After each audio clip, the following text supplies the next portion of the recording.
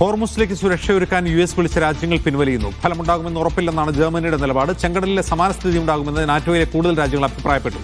ഇതിനിടെ പ്രതിസന്ധി ഘട്ടങ്ങളിൽ സഹായിക്കാൻ വരാത്ത നാറ്റോയ്ക്ക് മോശം ഭാവി ഉണ്ടാകുമെന്ന് ട്രംപ് പറഞ്ഞു. ഹോർമുസിലേക്ക് സുരക്ഷയൊരുക്കാൻ വരാൻ മടിക്കുന്ന സാഹചര്യത്തിലാണ് ട്രംപിന്റെ ഈ ശാപവചനം. ഇറാനിലെ ഭരണമാറ്റമല്ല യുദ്ധലക്ഷ്യമെന്ന് ഇസ്രായേൽ സൈനിക വക്താവ് എഫി ഡർവിൻ പറഞ്ഞു. MC നാസർ വിരളുമായി ദുബൈയിൽ ചേരുന്നു. നാസർ, ഈ ഹോർമുസ് കടലെടുക്ക് പ്രശ്നം പരിഹരിക്കാൻ നാറ്റോ ഇടപെടുന്നില്ല എന്ന് ഔദ്യോഗികമായി അറിയിച്ചോ ട്രംപിനെ? തീർച്ചയായിട്ടും അത് സംബന്ധിച്ചുള്ള കൃത്യമായിട്ടുള്ള സൂചനയാണ് നാറ്റോ രാജ്യങ്ങൾ നൽകിക്കൊണ്ടിരിക്കുന്നത്. കാരണം ഏറ്റവും ചുരുങ്ങിയത് 6 രാജ്യങ്ങളെങ്കിലും തന്റെ ഈ ഒരു ദൗത്യത്തിൽ പങ്കാളിത്തം വഹിക്കുമെന്നൊരു പ്രതീക്ഷയിലായിരുന്നു ട്രംപ് ഉണ്ടായിരുന്നത്. എന്നാൽ ജപ്പാൻ, ജർമ്മനി ഉൾപ്പെടെയുള്ള പല രാജ്യങ്ങളും ഇതിൽ വിമുഖത പ്രകടിപ്പിച്ചതായിട്ടാണ് റിപ്പോർട്ടുകൾ സൂചിപ്പിക്കുന്നത്.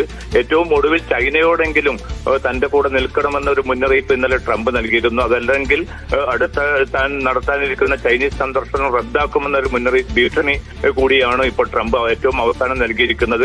പക്ഷേ ഇറാനുമായിട്ട് വളരെ നല്ല സൗഹൃദം പുലർത്തുന്ന രാജ്യം, അതുമാത്രമല്ല ഹോർമുസ് കടലിടുക്കിലൂടെ റഷ്യയിലേക്ക് വളരെ സുഗമമായിട്ട് കപ്പലുകൾ പോകുന്ന ഒരു സാഹചര്യമുണ്ട്. അതുമാത്രമല്ല ഈ മേഖലയിൽ അമേരിക്കയും ഇസ്രായേലും നടത്തിയിരിക്കുന്ന ഈ കടന്നുകയറ്റത്തെ അതിശക്തമായിട്ട് വിമർശിക്കുന്ന ഒരു രാജ്യം കൂടിയാണ് ചൈന. അതുകൊണ്ട് ചൈനയുടെ ഭാഗത്തു നിന്ന് അനുകൂലമായിട്ടുള്ള ഒരു പ്രതികരണവും ഉണ്ടാകില്ല എന്ന കാര്യം ഉറപ്പാണ്. അത്തരമൊരു സാഹചര്യത്തിൽ താൻ ഇനി ഏത് നിലപാട് സ്വീകരിക്കുമെന്ന ഒരു പ്രതിസന്ധി ട്രംപ് അഭിമുഖീകരിക്കുന്നുണ്ട്. അദ്ദേഹത്തിന്റെ ഏറ്റവും അവസാനം അദ്ദേഹത്തിന്റെ പ്രതികരണത്തിലും അക്കാര്യമാണ് തെളിഞ്ഞുകൊണ്ടിരിക്കുന്നത്. എങ്കിലും താൻ ശക്തമായി തന്നെ മുന്നോട്ട് പോകും.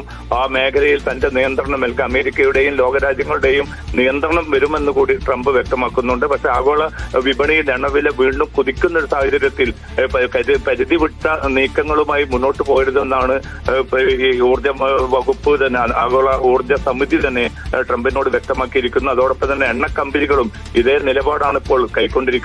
പക്ഷെ തങ്ങളുടെ നിയന്ത്രണത്തിൽ തന്നെ ഹോർമുസ് കടലിടുക്കിലൂടെയുള്ള ഗതാഗതം മുന്നോട്ട് പോകും. ഇന്ത്യ ഉൾപ്പെടെ പല രാജ്യങ്ങൾക്കും തങ്ങൾ പരിമിതമായ തോതിൽ അനുമതി നൽകിയിട്ടുണ്ട്.